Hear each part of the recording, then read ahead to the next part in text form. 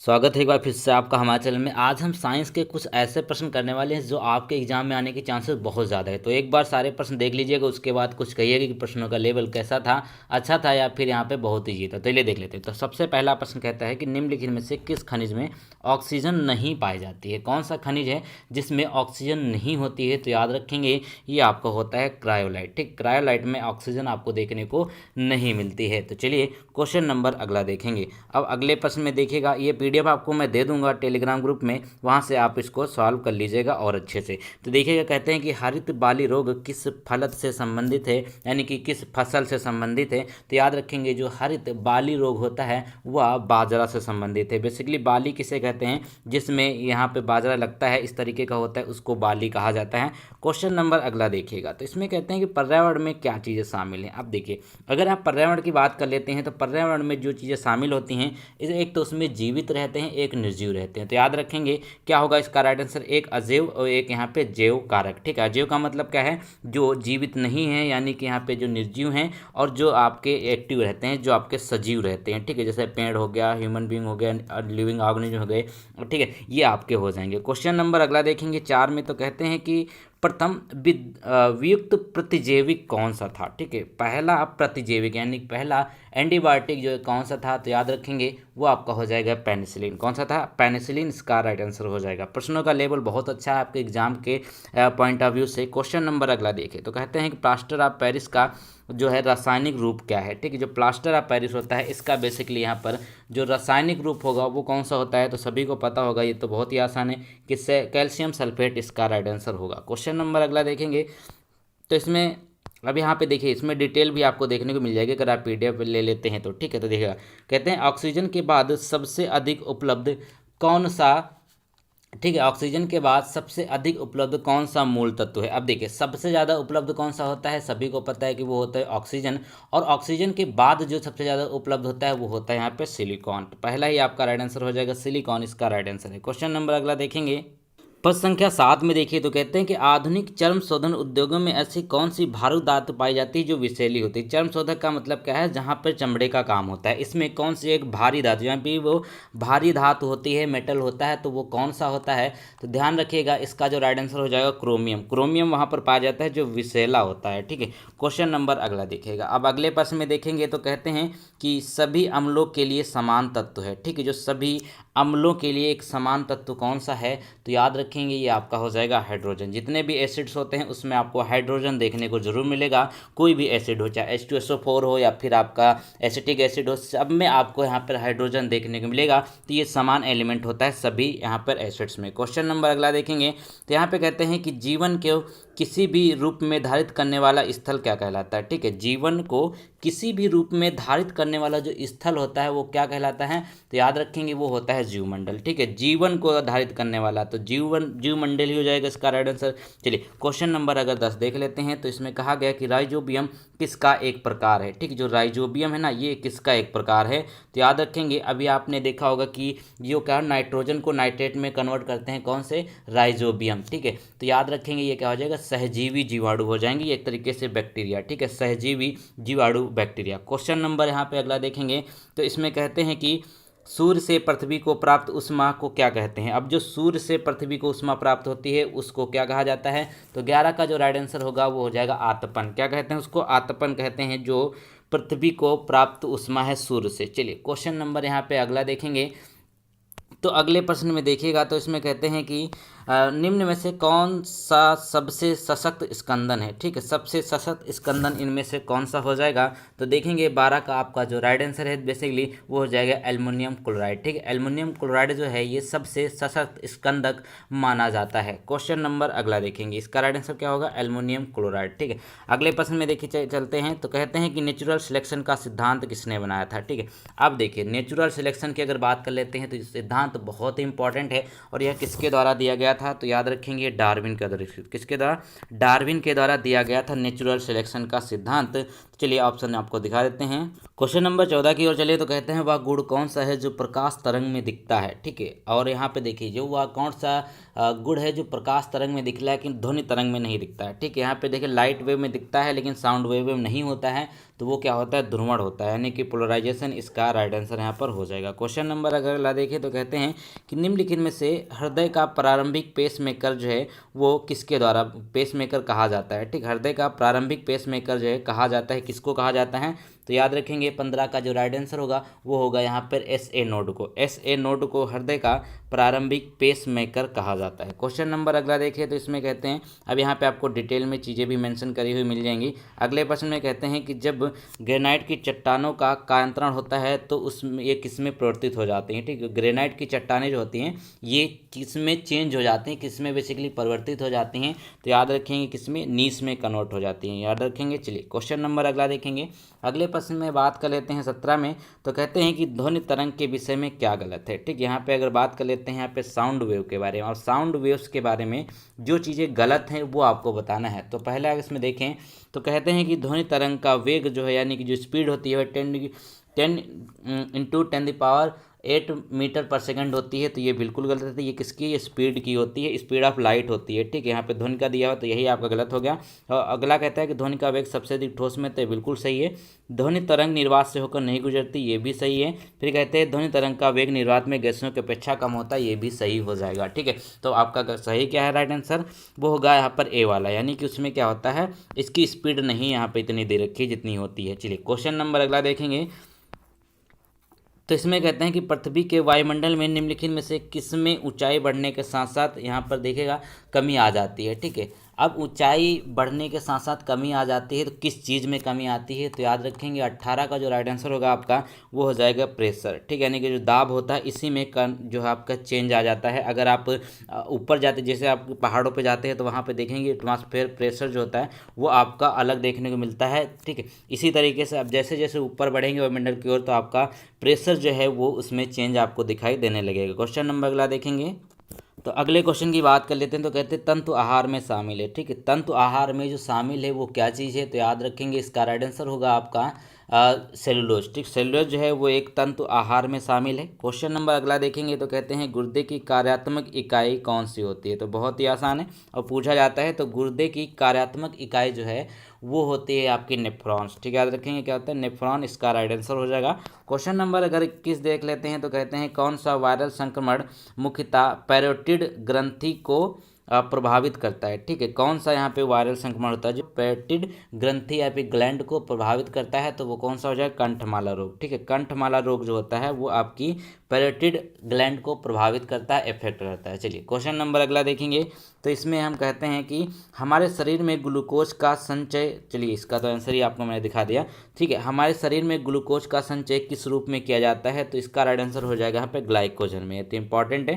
ठीक है, तो ग्लाइकोजन में हमारे शरीर में ग्लूकोज का संचय किया जाता है। चलिए क्वेश्चन नंबर अगला देखेंगे यहाँ पर, तो इसमें कहते हैं कि निम्नलिखित में से कौन सा अंग मानव शरीर में एडम एप्पल के नाम से जाना जाता है। ठीक है, तो यहाँ पे देखेंगे कहते हैं कि मानव शरीर में जो कौन सा अंग है वो कहलाता है एडम एप्पल, तो वो आपका हो जाएगा थायराइड। थायराइड इसका राइट आंसर हो जाएगा। बेसिकली यहाँ पे गला इसे कह सकते हैं, तो गले में क्या होता है थायराइड ग्लैंड भी पाई जाती है और एडम्स एप्पल होता है वो। क्वेश्चन नंबर अगला देखेंगे, तो इसमें कहते हैं कि जीवाणु से मानव शरीर की निम्न में से कौन रक्षा करता है। ठीक है, अब जीवाणुओं से जो मानव शरीर की रक्षा कौन करता है, तो याद रखेंगे ये आपका हो जाएगा फैगोसाइट्स। क्या होगा, फैगोसाइट इसके राइट आंसर हो जाएंगे। ये आपका हो गया। क्वेश्चन नंबर अगर 25 देख लेते हैं, तो कहते हैं कि निम्न में से आवेशित कण कौन सा होता है, चार्ज पार्टिकल इनमें से कौन सा होगा, तो वो हो जाएगा यहाँ पे इलेक्ट्रॉन और प्रोटॉन दोनों क्या होंगे, इलेक्ट्रॉन निगेटिव में होता है, प्रोटॉन पॉजिटिव में होता है, और यहाँ पे लेकिन न्यूट्रॉन जो होता है इसका कोई भी चार्ज नहीं होता है, तो इसीलिए यहाँ पर आपको इलेक्ट्रॉन और प्रोटॉन दोनों जो होते हैं चार्ज पार्टिकल होते हैं। क्वेश्चन नंबर अगला देखेगा। ठीक है, अब इसमें कहते हैं 26 में कि कीटनाशक स्प्रे जो मच्छरों, तिलचट्टे और मक्खियों से छुटकारा दिलाता है, इसमें कौन सा रसायन पाया जाता है। ठीक है, कीटनाशक जो स्प्रे होते हैं जैसे आपका काला हिट वगैरह होता है, जैसे मच्छर, तिलचट्टे और मक्खियाँ कुछ देर के लिए बेहोश हो जाती, मरते तो नहीं है फिलहाल, तो उसमें कौन कौन रसायन पाए जाते हैं, तो पहला आपका हो जाएगा एक तो आपका जो परमेक्सरिन, प्रीपॉक्सुर और डाइजिनॉन, ये तीनों के तीनों पाए जाते हैं। तो उपरोक्त डी इसका राइट आंसर, यानी कि सभी बिल्कुल सही हो जाएंगे। तो तीनों के तीनों रसायन इसमें पाए जाते हैं। क्वेश्चन नंबर अगला देखिएगा। तो यहाँ पे देखिए लेवल के प्रश्न हम आपको करा रहे हैं जो आपके एग्जाम में पूछे जा सकते हैं। तो सुरक्षात्मक खाद्य पदार्थ के रूप में जाना जाता है, तो कौन सा एक है जो सुरक्षात्मक खाद्य पदार्थ के रूप में जाना जाता है? तो वो हो जाएगा यहाँ पे विटामिन। ठीक है, विटामिन जो होते हैं, विटामिन होते हैं, वो इसका राइट आंसर हो जाएगा। क्वेश्चन नंबर अगला देख लेते हैं। तो कहते हैं कि जब प्रकाश एक माध्यम से दूसरे माध्यम जाता है तो निम्न में से कौन सा एक चेंज नहीं होता, यानी कि जो अपवर्तित रहता है। तो देखिए प्रकाश जो लाइट है वो एक माध्यम से दूसरे माध्यम में अगर वो ट्रेवल करती है तो उसमें आवृत्ति जो होती है इसकी वो कभी चेंज नहीं होती। याद रखेंगे, आवृत्ति कभी भी चेंज नहीं होती है, ये अनचेंज रहती है। तो आपका राइट आंसर डी हो जाएगा। क्वेश्चन नंबर अगला देखेंगे। तो इसमें कहते हैं कि कोशिकाओं के अध्ययन के संबंधित जैविकी की शाखाओं को क्या कहते हैं? आप कोशिकाओं को यानी कि स्टडी आप जो सेल्स होती हैं वो किस में करी जाती है? तो सभी को पता होगा साइटोलॉजी। साइटोलॉजी इसका राइट आंसर हो जाएगा। इसमें क्या करते हैं हम? सेल यानी कि कोशिका की पढ़ाई करते हैं, याद रखेंगे। चलिए क्वेश्चन नंबर अगला देखेंगे। तो इसमें तो कहते हैं कि निम्नलिखित में से कौन सी मात्रा जड़त्व का माप है? ठीक है, निम्नलिखित में से कौन सी मात्रा जो है वो जड़त्व का माप है? तो याद रखेंगे वो हो जाएगा द्रव्यमान। ठीक है, द्रव्यमान जो है वो जड़त्व का माप है, ये इसका राइट आंसर हो गया। क्वेश्चन नंबर अगला देखिएगा। ठीक है, अगले प्रश्न में देखते हैं। तो अगला प्रश्न जो यहाँ पे एक बोला गया है कि निम्नलिखित कथनों पर आपको विचार करना है। ये देखिए थोड़ा सा अच्छा प्रश्न है, इसमें आपको ऐसे प्रश्न करने से क्या होता है कई सारे प्रश्न आपके तैयार हो जाते हैं। निम्नलिखित कथनों पर विचार करिए। तो प्रकाश द्वारा एक वर्ष में तय की गई दूरी को एक प्रकाश वर्ष कहते हैं, अतः प्रकाश वर्ष दूरी का मात्रक है। ठीक है, ये आपका कथन हो गया। तो ये बिल्कुल सही बोला गया है। फिर कहते हैं कि एक प्रकाश वर्ष में कितना होता है? तो ये होता है 9.46 × 10⁻15 मीटर, ये इसकी वैल्यू होती है, ये भी सही है। खगोलीय दूरी को मापने की सबसे बड़ी इकाई पार्सेक होती है, ये भी सही है। तो इसका राइट आंसर क्या हो जाएगा? 1 2 3, यानी कि सभी यहाँ पे बिल्कुल सही हो जाएंगे। तो ये आपका राइट आंसर हो गया। चलिए क्वेश्चन नंबर अगला देखेंगे। अब अगले प्रश्न में देखिए। तो कहते हैं कि ताजे पानी का जो हिमांक बिंदु क्या है, यानी कि इसका फ्रीजिंग पॉइंट क्या होता है? अभी आप फ्रेश वाटर की अगर बात कर लेते हैं तो फ्रेश वाटर का जो फ्रीजिंग पॉइंट होगा वो याद रखेंगे 0.0 डिग्री सेल्सियस होता है। ठीक है, 0 डिग्री सेल्सियस पे फ्रेश वाटर जम जाता है। क्वेश्चन नंबर अगला देखेंगे। तो कहते हैं कि शुद्ध जल किस तापमान पर जमता है? अब शुद्ध जल की बात कर लेते हैं। तापमान यहाँ पे बेसिकली फ़ारेनहाइट में पूछा है। अब सेल्सियस फ़ारेनहाइट आप तो अंतर जानते ही होंगे। तो इसका राइट आंसर क्या हो जाएगा? 32 डिग्री पे। ठीक है, 32 डिग्री 32 फ़ारेनहाइट पे बेसिकली ये जो जम जाता है। चलिए क्वेश्चन नंबर अगला देखेंगे। तो कहते हैं कि दो धातुओं का सोल्डरन किसके गुण कारण संभव होता है? सोल्डर का मतलब क्या होता है? किसी जोड़ना। ठीक है, दो धातुओं का सोल्डरन किसके गुण के कारण यहाँ पर जो है वो सही होता है, गुण के कारण संभव है। तो इसका राइट आंसर जो होगा वो असंजन हो जाएगा। क्या हो जाएगा? असंजन इसका राइट आंसर हो जाएगा। चलिए ऑप्शन भी आपको दिखा देते हैं। तो ये हो गया आपका डी वाला राइट आंसर इसका। क्वेश्चन नंबर अगला देखिएगा। ठीक है, अगले प्रश्न में कहते हैं कि दो निकायों के बीच ऊष्मा के प्रवाह की दिशा निर्भर करती है। ठीक है, दो निकायों के बीच ऊष्मा के प्रवाह की दिशा जो निर्भर करती है वह किस पे करेगी? तो देखिएगा उनके अपने अपने तापमान पर। ठीक है, उनके अपने अपने तापमान, उनके टेम्परेचर पर ही निर्भर करेगी दो निकायों के बीच ऊष्मा के प्रवाह की दिशा। ठीक है, क्वेश्चन नंबर अगला देखें। तो कहते हैं कि अल्फा रेज जो होती हैं वो क्या है? ठीक है, अल्फा किरणें क्या है? तो याद रखेंगे जो अल्फा रेज हैं वो बेसिकली यहाँ पर जो आपका राइट आंसर होगा हीलियम आयन। ठीक है, अल्फा रेज जो हैं वो आपकी हीलियम आयन्स होती हैं। चलिए क्वेश्चन नंबर अगला देखेंगे। क्वेश्चन नंबर अगर 37 में देखें हम यहाँ पर। तो कहते हैं कि निम्नलिखित में से किस में ऋणात्मक आवश्यक होता है? नहीं, कौन से यहाँ पे नेगेटिव चार्ज पार्टिकल होते हैं? तो याद रखेंगे इसमें नेगेटिव कौन होता है? तो बेटा जो है वो आपका नेगेटिव होता है। तो याद रखेंगे। चलिए क्वेश्चन नंबर अगला देखेंगे जिसमें कहते हैं फसलों पर आक्रमण करने वाले कीट की प्रायः कौन सी अवस्था अधिक हानि पहुँचाती है? ठीक, फसलों पर जो आक्रमण कर देते हैं कीट, उनकी एक अवस्था होती है, जो स्टेज होती है वो सबसे ज़्यादा नुकसान पहुंचाती है, वो होती है कैटरपिलर। क्यों? क्योंकि ये लोग पत्ते खा जाते हैं। कैटरपिलर क्या होते हैं? ये पत्ते खा जाते हैं, जिसकी वजह से पौधों को बहुत ज़्यादा नुकसान यहाँ पर होता है। क्वेश्चन नंबर अगला देखिएगा। तो इसमें कहते हैं कि ताप गतिकी का प्रथम नियम सामान्यतः किससे संबंध है? ठीक है, देखिएगा ताप गतिकी का प्रथम नियम जो है वो किससे संबंधित होगा? तो वो आपका हो जाएगा ऊर्जा के संरक्षण के नियम से। ठीक है, ताप की अगर बात कर लेते हैं तो ऊर्जा का संरक्षण ही आपका जो पहला नियम है उसी से संबंधित ये हो जाएगा। क्वेश्चन नंबर अगर 40 में देखें तो कहते हैं कि मिट्टी के पानी के माध्यम से शीर्ष मिट्टी से अवभूमि तक खनिजों का स्थानांतरण कहा जाता है। ठीक है, देखिएगा तो इसमें क्या कहा जाएगा इसको? तो ये आपका हो जाएगा लीचिंग। लीचिंग इसका राइट आंसर हो जाएगा। चलिए क्वेश्चन नंबर अगला देखेंगे, तो इसमें कहते हैं कि यदि माइटोकॉन्ड्रिया काम करना बंद कर दे तो कोशिका में कौन सा कार्य नहीं हो पाएगा। अब माइटोकॉन्ड्रिया क्या होता है, वो आपका सेल का पावर हाउस होता है, ठीक, सेल का पावर हाउस कहा जाता है माइटोकॉन्ड्रिया। अगर ये काम करना मान लीजिए बंद कर देती है तो इसमें क्या क्या चीज़ें नहीं हो पाएंगी।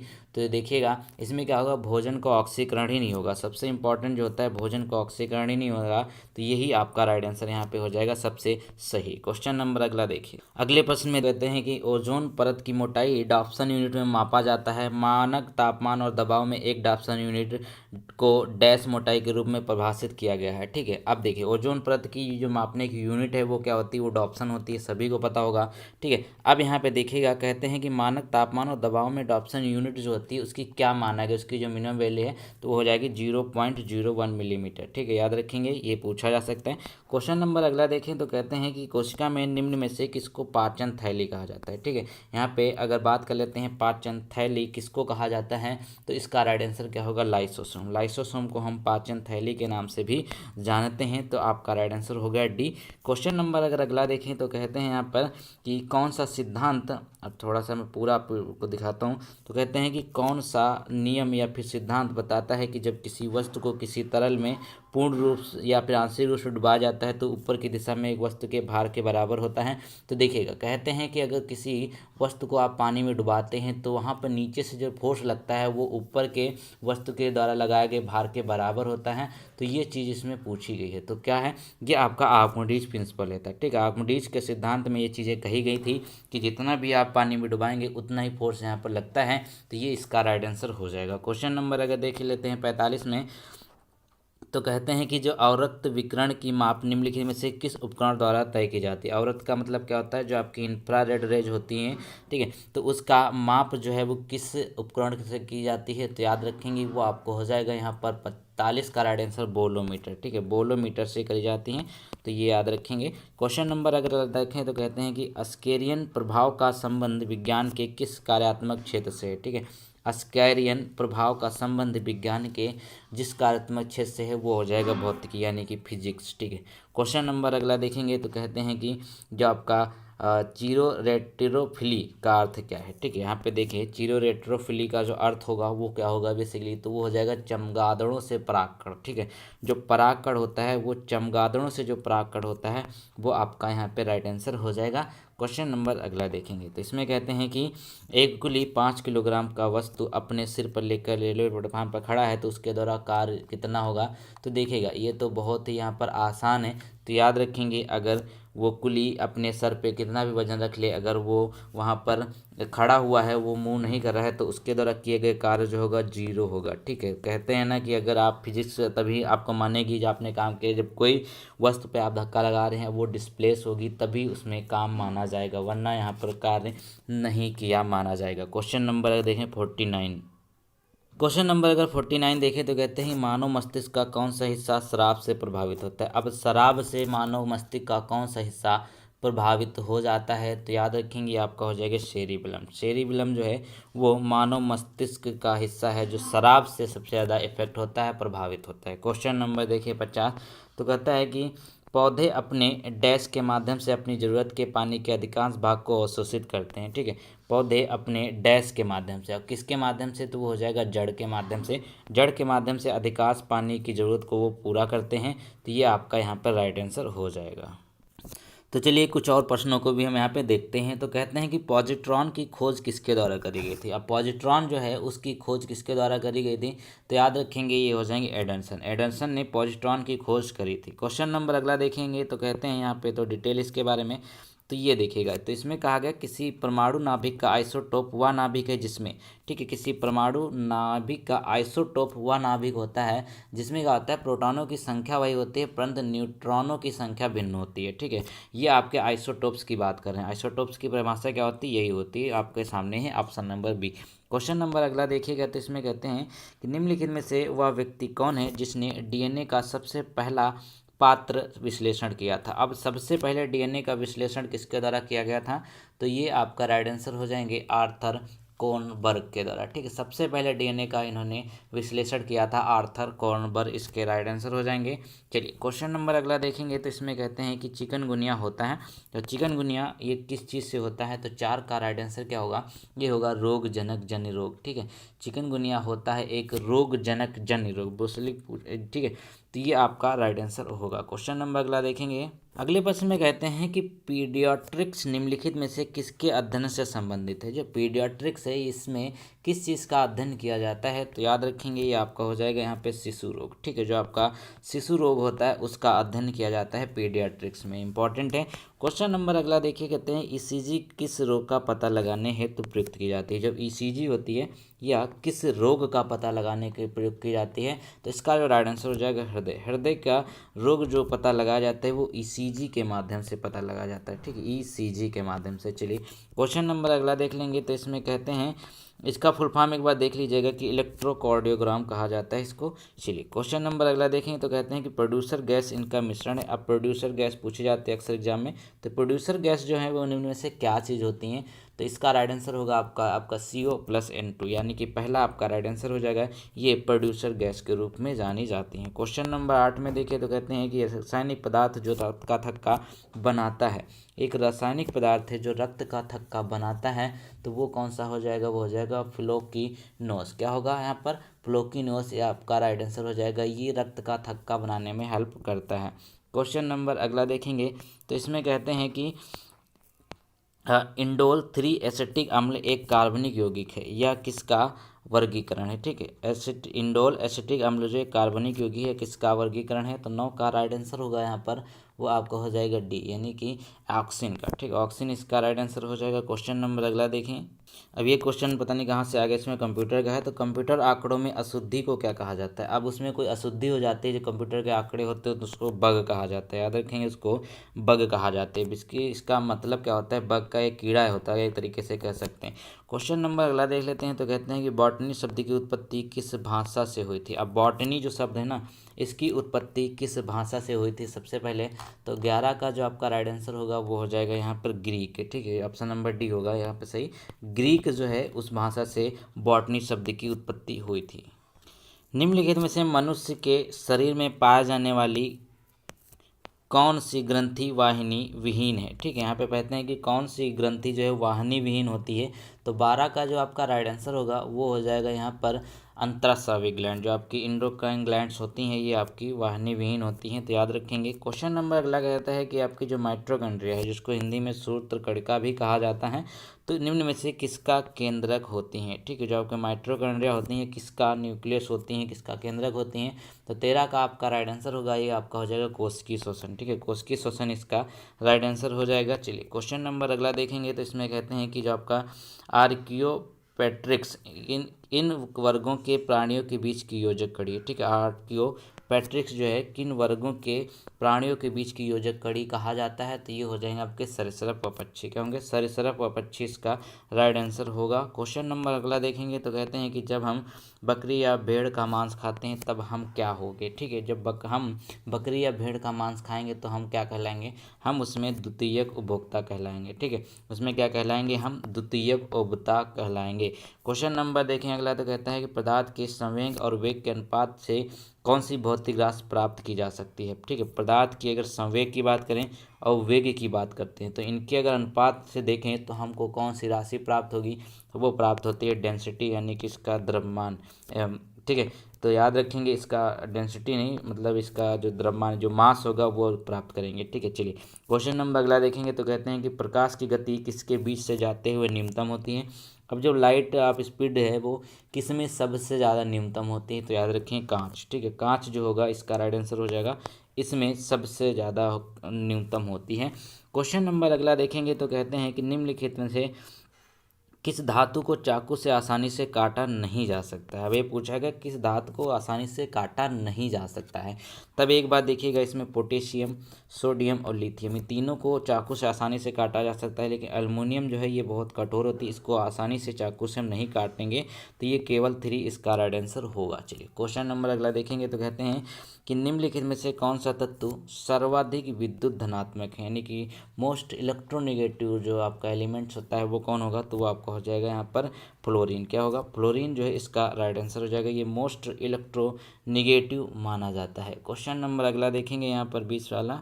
तो कहते हैं कि जो 8वीं कक्षा का अभिन्यास किससे नियंत्रित होता है? ठीक है, 8वीं कक्षा का जो अभिन्यास है वो किससे नियंत्रित होता है? वो हो जाएगा यहाँ पे चुंबकीय क्वांटम संख्या से। किससे? चुंबकीय क्वांटम संख्या से ये नियुक्त किया जाता है।